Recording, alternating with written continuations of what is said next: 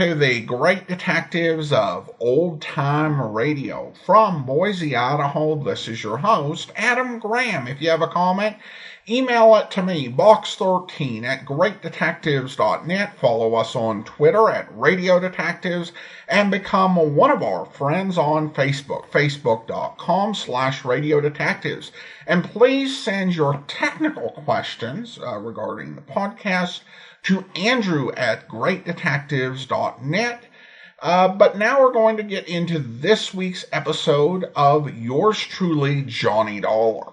The original air date, September the 8th, 1953, and the title is The Lester Matson Matter. For your listening enjoyment, John Lund as Johnny Dollar. Philip James, Johnny. Oh, hello, Mr. James. Got a job for you. I'm available. This is an arson case. We insure the business of a Mr. Lester Matson, plastics. Old factory burned down, $700,000. Police found definite evidence that rules out accident. How was it set? Some kind of high-octane fuel. Any suspects?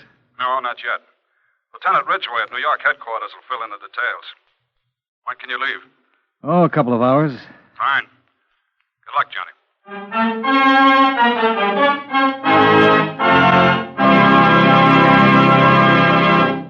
Mind if I break in here for a moment to say a few words? Just the other day, I was having lunch with a group of newspaper reporters. We were talking about the government and what goes into its operation when a thought struck me. It's a funny thing, I said. They call one branch of the government the State Department when it handles all of our foreign affairs. Can any of you fellows explain that? Well, one of the reporters who writes political news piped up and said, actually, the State Department does more than handle foreign affairs. It also publishes all of the laws that have been passed by Congress and issues all the passports and visas for anyone traveling outside the United States. Well, just then the waitress brought us our coffee, and she entered the conversation. Don't forget, she said, if you're ever on a quiz show, you can maybe win a trip to the moon by telling them that the State Department has the job of making sure the Great Seal of the United States doesn't get lost. And it acts sort of like a governmental Emily Post, too. While she was making out our checks, she added this bit of information. Did you ever hear of the Division of Protocol? That's part of the State Department, too. It's the outfit that makes sure foreign diplomats who visit America get introduced the way they should and get seated in the right places at official dinners and things like that. Well, after she gave us all that information, we tipped her and went back to work. And now I think it's time we got back to our program.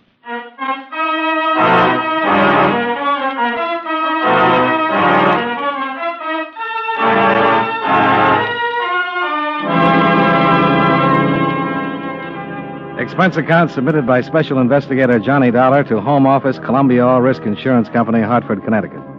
The following is an accounting of expenditures during my investigation of the Lester Matson matter. Expense account item 1, $17.55, train fare and incidentals between Hartford and New York City. I arrived in New York, registered at a hotel, and rented a car, which I drove to police headquarters. Lieutenant Ridgway was a tall, nice-looking man with a pleasant smile and a firm handshake. Glad to help you as much as I can, Mr. Dollar. Sit down. Thanks, Lieutenant. Now, how much do you know so far? Only that the Matson plastic factory burned down. Not all the way, but nearly. And that you suspect arson. Positively. We made our report to your company, Mr. James. Yeah. He told me about the high-octane fuel. Mm-hmm, and a 10-gallon can. The night watchman heard the explosion, but by the time he got there, the fire was out of control. He could see the can and the fuel burning. He could smell it, too. No suspects? No, not yet. Any leads? The owner. You think he did it? No, he couldn't have. He was with his daughter at a dinner party. Then you think he had someone else? No, I don't think so. But you said he was a suspect. No, I said I had a lead. He's it. Something wrong, Dollar. I don't know what it is. First, I just put it down to the natural behavior of a man who just lost his business. Later on, when I talked with him further, well, I can't really put my finger on it, but I think he's hiding something. He knows something about that fire. Scared. And that's it? Yeah, that's it. I'm pretty sure he didn't have anything to do with it. It's too successful. Nice bank account, wonderful home, wonderful daughter. Well, the factory was really worth a whole lot more than what he'll collect on the insurance, wasn't it? Well, that's what your boss. James. Yeah, James, that's what he said. The assets of the business were in the millions. Yeah. Well, if anything, this will really be tough on Matson. Have to build again. Dyes, molds. Well, I think I'll stop out and see him. Yeah. Let me know what you think. I'll do that.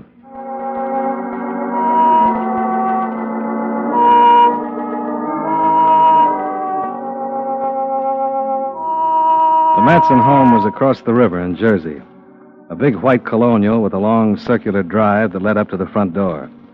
A butler showed me into a spacious study, and I was told Mr. Matson would be down shortly. While I waited, I walked around and cased some of the first editions on the bookshelves. Oh. Hello. Hello, I'm Christine Matson. I'm Johnny Dollar, Miss Matson. I'm waiting for your father. Oh? Yeah. I'm an insurance investigator. Insurance investigator? About the fire. Oh, yes. You have a beautiful house. Well, thank you. Beautiful. Wonderful collection of books. Yes. I don't imagine one person could read them all. Not in a lifetime. No, I suppose not. Do you like to read, Mr. Dollar. Oh, I'm sorry. I'm so bad with names. So am I. Yes, I like to read, but I don't get much time. Been playing tennis, huh? Mm-hmm. I just got back. Do you? Not anymore. I used to play a little. Well, I guess I better get upstairs. Nice meeting you. It's nice meeting you. Will you be will you be around for any length of time while you're investigating the fire? Well, that's hard to say. I hope so. Hello, Chris. Oh, hi, Dad. How was the game? Fine. Mr. Dollar? Yes, sir. I'm Lester Matson. How do you do? You two have met? Yes. Yes, I was just on my way upstairs. See you later, Dad. Goodbye, Mr. Dollar. Goodbye. Well, your company notified me you'd be coming down, Mr. Dollar. You have a seat. You're an investigator. That's right. Well, the police have already made a pretty thorough investigation. Yes, I've talked with Lieutenant Ridgway. Well, I can't tell you any more than I've already told them. You were at a party the night of the fire? That's correct. It's all in the report. With your daughter? Yes. When did you find out about the fire? When I arrived home, Mr. Dollar, I explained to But you... you've said everything to the police, yes. That's right. There's absolutely nothing I can possibly add at this Mr. time. Matson, you're insured with my company for a lot of money. Hardly what I lost in the fire. I'm aware of that. But I have a job to do, and this is an arson case. That's what the police say. A night watchman says so, too. He could have been mistaken. In the excitement, he could very Mr. easily... Matson, what difference does it make? It makes a great deal of difference. Your factory burned. You've suffered a considerable loss. I certainly have. I can understand how that would make a difference. But a fire's a fire. If you didn't have anything to do with it... I most certainly did not. Then why so much concern about whether it was deliberately set or not? Well, wouldn't you be concerned if somebody deliberately set fire to one of your factories? About the fire, yes, but buildings burn down all the time. Fires are started deliberately all over the country. I am sure this one was an accident. Well, accident or the work of a pyromaniac. If you're clear, you'll get the insurance. You think this is the work of a pyromaniac? Seems like a pretty reasonable assumption. But you're sure it was an accident? Oh, I don't know. I just don't like the idea of a fire like that being started deliberately. I admit it's a little frightening. Yes. You have to understand, a business like mine, so many inflammables, it's a little terrifying to think someone would deliberately start a fire. Well, what if it had happened during working hours? That's not very probable. Well, I've read about fires in hotels. People burned to death. Deliberately started by some madman? Yes, the firebug would have a good chance in a hotel. He wouldn't be seen so easily. Most of the people in their rooms, and he could get in and out easily. And most of those fires are started during the night sometime. But a busy factory in the daytime isn't very likely. Well, I sincerely hope you're right. I'm just going by the records. You see, I have 2 more plants. Let's hope I don't turn out to be the exception to the rule. I doubt it. Now, if you don't mind, Mr. Matson, I've still got to make a full report to my company. Oh, certainly. I'll give you all the information I can.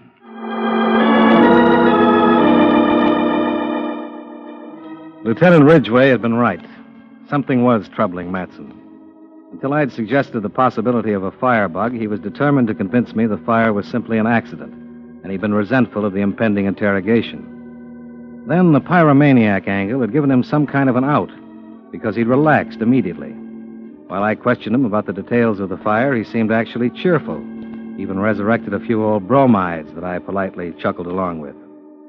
But he told me nothing I hadn't already learned from the lieutenant, so I thanked him, shook his hand at the front door, and climbed back into my car. As I drove off, I felt sorry I couldn't have seen the daughter again, because it was certainly a sight worth seeing again. And again.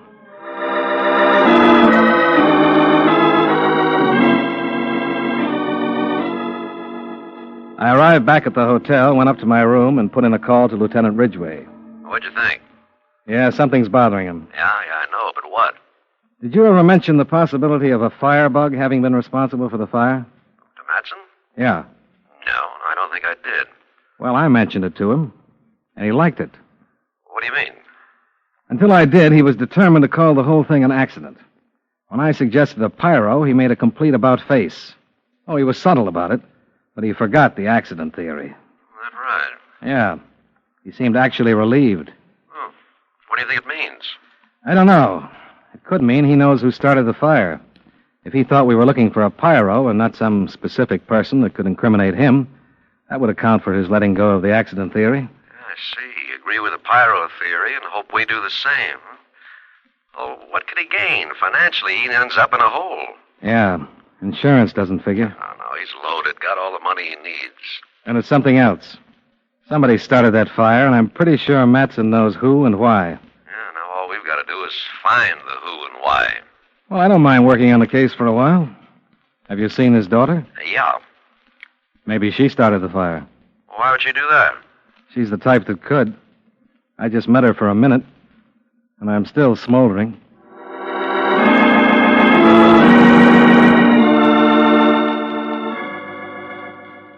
The lieutenant suggested a stakeout for Lester Matson. I told him I'd check with him later, took the cold shower, changed, and went down to the hotel bar to freshen up a bit. It was about 4:30, and I was pretty fresh when a page came wandering through calling my name. He told me I was wanted on the phone. Johnny Dollar. This is Christine Matson. Mr. Dollar? Yes. Hello. I found out where you were staying from your company. Well, that's nice. Why did you find out where I was staying from my company? Well, it's very important that I talk to you. All right. Where are you? I don't want to meet you at your hotel. I have to be very careful. Well, so do I. That's not what I mean. If certain parties saw me with you, my father's life would be in danger. Is this about the fire? Yes, it is. Would you meet me at the corner of 5th and 115th Street in a half hour? Sure. I'll be in a cab. I'll pick you up.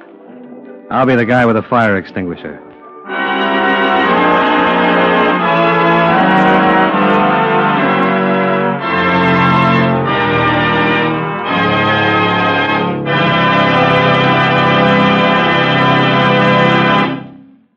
You know, many great men have attained the highest office in our land, the presidency of the United States. Can you guess the name of this man? He has been called a lawyer by profession, a fighter by choice, and a politician by force of circumstance.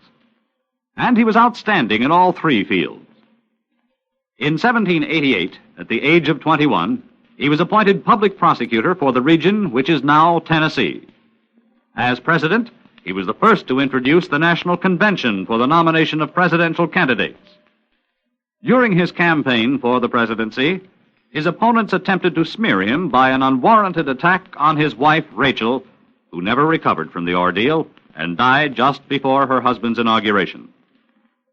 If you don't have his name by now, here's one more clue. During the Battle of New Orleans, as Major General of the Army, he accepted the help of the pirate Jean Lafitte. Who was he? Andrew Jackson, 7th President of the United States. His life is part of your American heritage.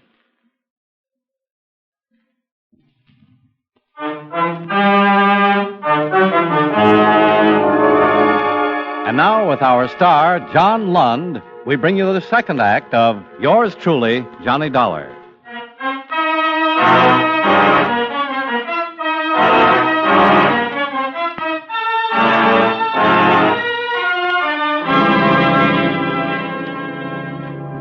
As long as the lovely Miss Matson was picking me up in a cab, I left the rented car behind and charged up expense account item 2. $1.65 for cab fare from the hotel to 5th and 115th Streets. It was getting dark by the time I arrived. I waited for about 10 minutes until Christine Matson's cab pulled up at the curb and she opened the door for me.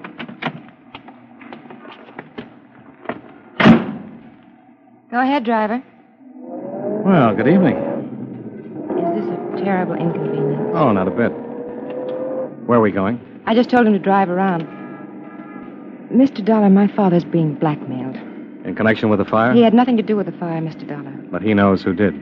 Yes. They burned the factory to frighten him, to make him pay the blackmail.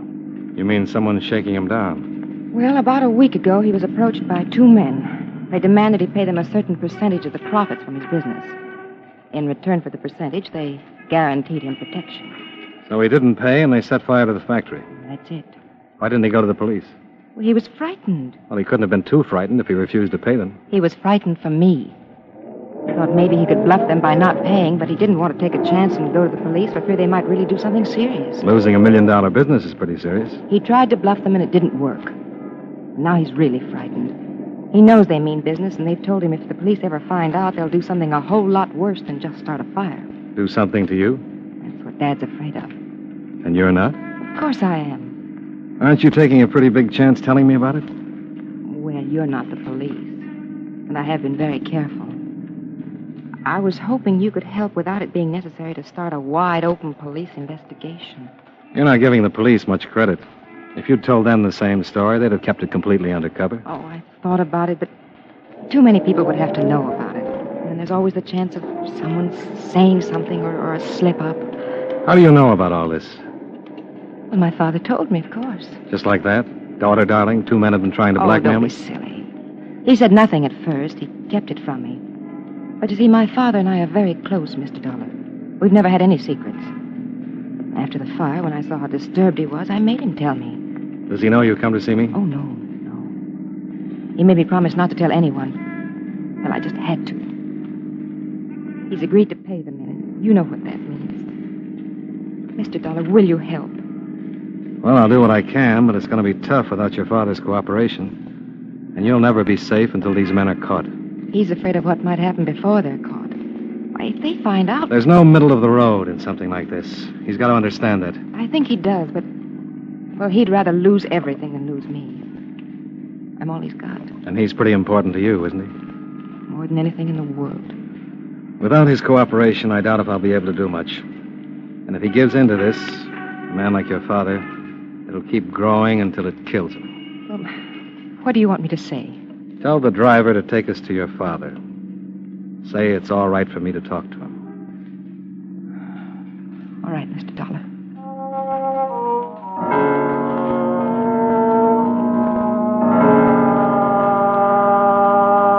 She looked as though she might cry, but she didn't.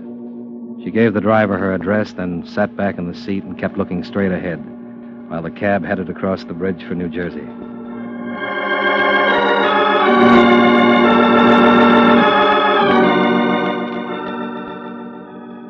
Expense account item 3, $11.75 cab fare, which I insisted upon paying after we arrived at the Matson home. The butler met us at the door, and Chris led me into the study where her father rose to greet us. Hello, Dad. Hello, my dear. Mr. Dollar? Good evening, Mr. Matson. Dad, I told Mr. Dollar. I had to. Believe me, Mr. Matson, it's the best thing. Chris? Yes. Oh, my dear girl, this can be very serious. Dad, it's already serious. I know, but tell me, do you intend to bring in the police, Mr. Dollar? I promised your daughter I wouldn't, unless it was absolutely necessary. I see. You know everything? Yes, Dad. I told him everything. But you've said nothing to the police as yet? No, I haven't. Oh. Mr. Dollar, if these men find out that you know... Who are these men, Mr. Matson? Mr. Dollar, I would like to tell you something.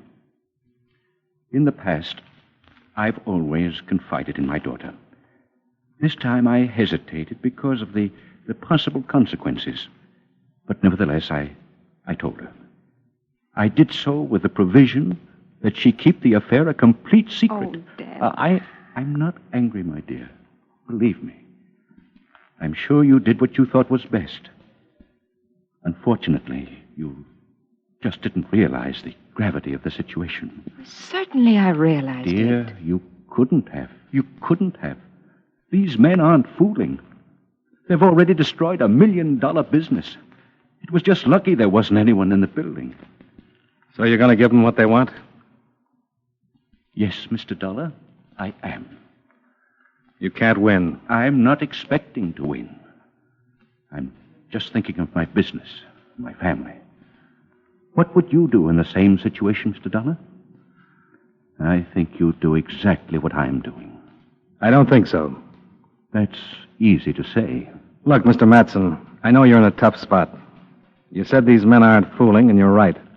They'll do anything to scare you into paying their blackmail. They'll burn down a building, threaten you and your family, even kill if it comes to that. But you wouldn't do what I'm doing? Maybe. If I had some assurance it would stop there. But don't you know what happens once you give in to them? Don't you think I've thought about that? Don't you think I've considered every possibility? They'll bleed me until there's nothing left. I realize that. But there's no alternative. It's that or... You're afraid they'll kill me. Chris, you're my whole life. Well, then, Dad, consider me a little. Consider? Good Lord, that's what I'm doing. That's all I'm doing. Not now. What about a year from now? 2 years? 5 years? Dad, if you give in to these men, what will it do to you? What will you have left 5 years from now? The business doesn't matter. I'm not talking about the business. We can both get along without the business if we have to. We did once, we can do it again. I'm talking about you. What will happen to you if you give in to this terrible blackmail? There'll be nothing left of you. It'll kill you. Mr. Matson, in some states there's a death penalty for kidnapping. But this kind of blackmail is worse than that. These men kidnap the one thing that people like you and me can't live without. Freedom. My daughter's life is worth my freedom 7 days a week, Mr. Dollar. If that happened, I'd just as soon be dead. Daddy, it would ruin you, and that most certainly would ruin me. There'd be nothing left of us, nothing of what we had. We'd just be alive. Makes a lot of sense, Mr. Matson. I hope you'll see it and help me get these men. But whether you do or don't, I've got a job. I'll try to steer clear of the police as long as I can because I made a promise to your daughter. But I'm going to try and get those guys. They have to be gotten. Dad, please. I don't know, Chris. All right. Oh, Dad. Who are the men, Mr. Matson? Shot tore through the window and caught Matson in the chest. It was a swell punctuation point for my pep talk on freedom. Before Matson hit the rug, I was on my way to the study door with my gun in my hand. Outside, I circled to the spot near the window where the gunman had been standing. I stopped and listened. From inside the house, I could hear Christine Matson phoning for a doctor. And from not too far away, toward the front of the house, I heard a car start.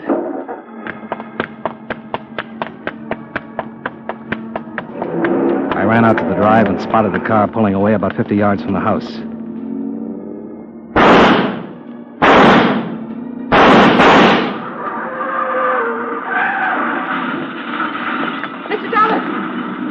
Get back in the house, Chris. But Dad's bleeding. I can't stop the bleeding.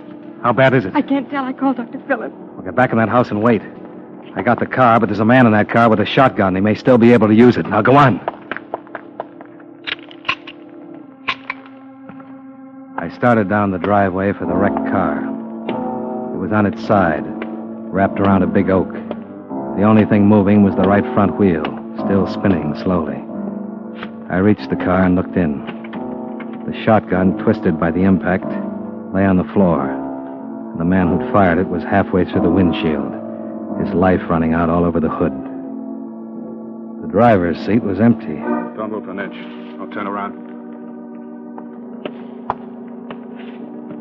Hand your gun back over your shoulder. Okay. I'll walk back to the house.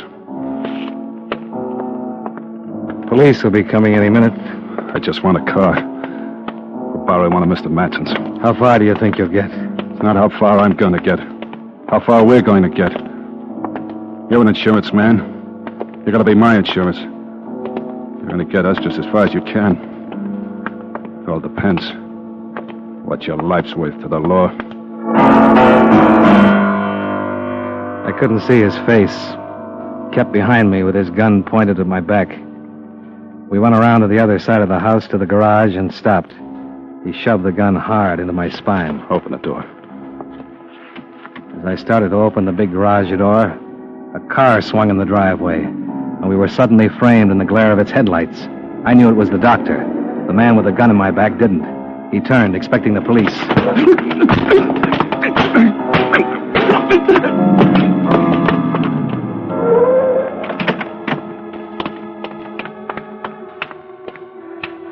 Doctor?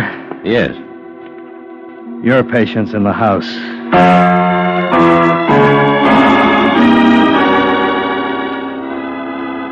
Lester Matson lived and later identified both men as those that had tried to shake him down. They both had long records. Both had done time. The man with the shotgun was named Ernie Starbuck. The other, Stan Cole. Starbuck they buried in Potter's Field, while Cole looked unhappy. Not because he'd lost a partner, more because he'd gained a new one. A cellmate in Sing Sing he'd have to put up with for the rest of his natural life. After the doctor said her father was out of danger, I went back over to Jersey to say goodbye to Christine Matson. Do you have to go right away? Well, case closed. Expense account likewise. You live in Hartford? Yeah. Sometimes I drive up that way. Oh? That would be nice. When does your train leave? 4:30. I don't catch that one. There's not another one until 12:15. Oh. Will you be saying goodbye to Dad? I thought I'd stop by the hospital on my way to the station. Are you going in to see him? Mm-hmm. Drive in with me. We can see him together. Maybe have a quick drink afterwards. I don't like quick drinks. No. Johnny, Yeah? would it make so much difference if you took the later train? Oh, it sure would. But, I'll take it.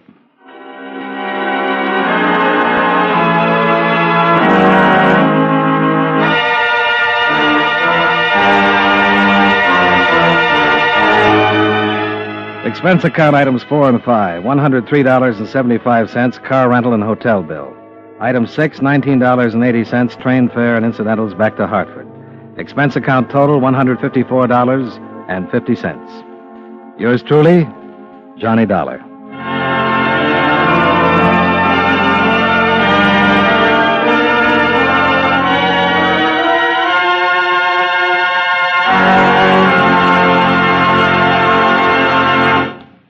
Yours truly, Johnny Dollar, stars John Lund in the title role and was written by Blake Edwards with music by Eddie Dunstetter.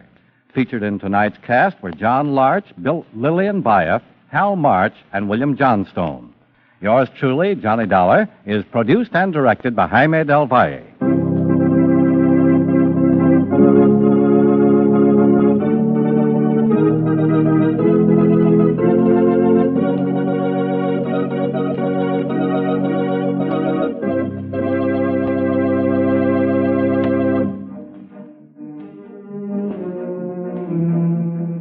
Yours truly, Johnny Dollar, starring John Lund, has come to you through the worldwide facilities of the United States Armed Forces Radio and Television Service.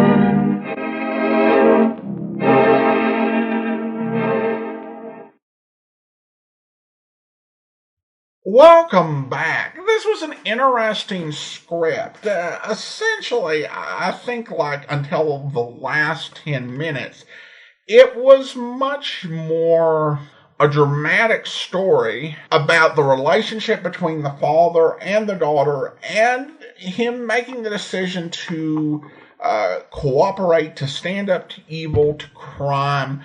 A big theme that went through a lot of works in the 1950s, and the idea that you could not bend or yield to thugs or the criminal element. And then you get a big action scene. So an interesting juxtaposition. And of course you had Johnny, being very flirty, and vice versa with the daughter. Even at the end of the story, where I think it was kind of not necessarily an appropriate thing, Johnny might have said, maybe we should hold off on this given that your dad was shot and is in the hospital. Given the way the closeness of the relationship was written, that, her being so into Johnny at that moment just doesn't seem consistent with that characterization. And that may be one of the challenges with Lund, is that the characterization does seem to vary a bit depending on who is writing. In this case, Blake Edwards, who wrote Richard Diamond, wrote it, so he's got a bit more of a ladies' man style. When other writers write it, he's a lot more professional, straight-laced, and no nonsense, or at least less nonsense. Edwards, of course, wrote Richard Diamond, and we can't verify whether this was a Richard Diamond script that was turned into Johnny Dollar, although it could have been. There were a lot of Richard Diamond stories, particularly from the ABC era, that are not in circulation. One other thing that's somewhat of note about this episode, and this is probably very geeky to notice, but with some series, particularly when you have to put out an episode every single week, writers will have preferences for the names of characters or producers. And there are certain names or certain sounds of names that get used over and over again. There was a Lester James matter just a few months before this. And there was also a Madison matter. And you'll see that on other programs such as Dragnet. And there are certain writers and programs, if they were dealing with a smaller number of episodes, you might not have that sort of overlap of names and sounds. But because you're churning out so many, you end up developing these old favorites without even noticing it. And the audience at the time didn't notice it because we people in the 21st century have a lot more time for trivial stuff.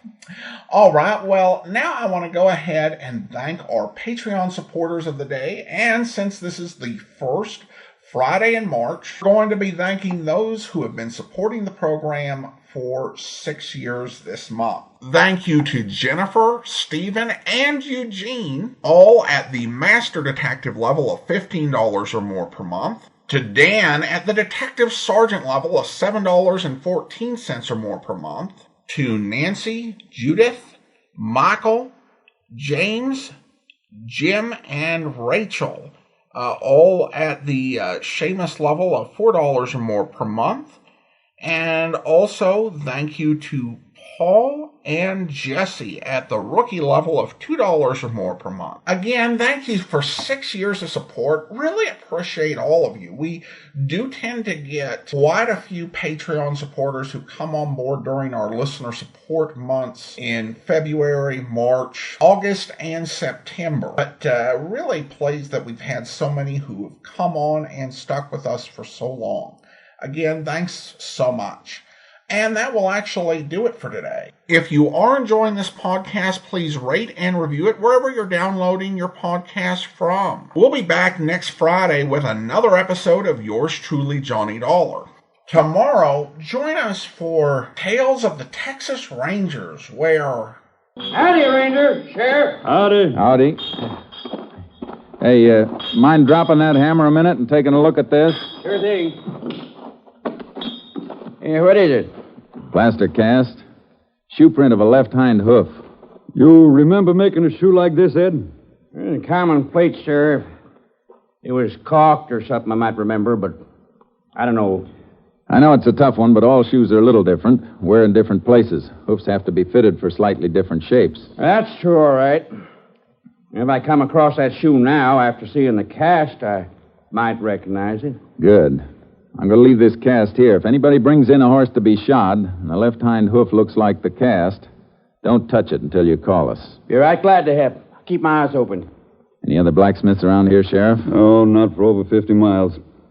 We going looking for that gun now? You start on it. I'm going to pay another visit to the Triangle Ranch. I want to talk with Mr. Galt again. And I hope you'll be with us then. In the meantime, do send your comments to box13@greatdetectives.net. Follow us on Twitter at Radio Detectives and become one of our friends on Facebook. Facebook.com/Radio Detectives. From Boise, Idaho, this is your host, Adam Graham, signing off.